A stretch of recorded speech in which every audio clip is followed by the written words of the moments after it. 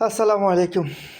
আপনারা এমন দেশ কোথায় খুঁজে পাবেন কিনা আমার সন্দেহ আছে। যে দেশের সংসদের টপিক হইল কয়টা জিনিস নিয়ে খালি সংসদে সারাদিন আলোচনা। একটা হইল ৭১-এর যুদ্ধ, ৭২-এর সংবিধান, তারপর হচ্ছে আপনার চেতনা ব্যবসা, তেলবাজি ব্যবসা, হ্যাঁ? এইসব জিনিস ছাড়া আমাদের সংবিধান মানে সংসদে আর কিছুই নেই। সেই আওয়ামী লীগ আমলে যা দেখছি তাই।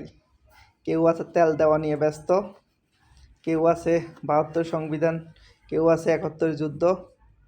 তো মূল কথা হলো ভাই, দেশে যে পরিমাণ অকারেন্স হচ্ছে বা হচ্ছে বিশেষ করে নারীদের উপরে, গত কয়দিনে যে পরিমাণ দেখলাম যে মানুষের মেয়েদেরকে বা মহিলাদেরকে ধর্ষণ করে মারা হচ্ছে, মারা যাচ্ছে। আল্লাহর গজব আমাদের উপর এমনি এমনি পড়ে। একটা মহিলা দেখলাম অন্তঃসত্ত্বা, মহিলা রেপ করে মেরে ফেলছে। আল্লাহ বিচার তাদেরকে করুক, আল্লাহ তাদের বিচার করে। এই দেশে তো বিচার হবে না, আল্লাহ বিচার করবে।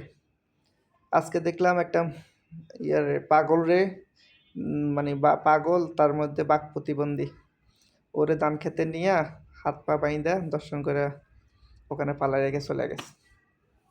তো আল্লাহর গজব পড়বে না আমাদের উপরে? কথায় কথায় মিথ্যা, কথায় কথায় বানোয়াট, কথায় কথায় এক পাগলা দেখলাম সংসদে বলতেছে উনি মুক্তিযুদ্ধ করছে, এই করছে সেই করছে।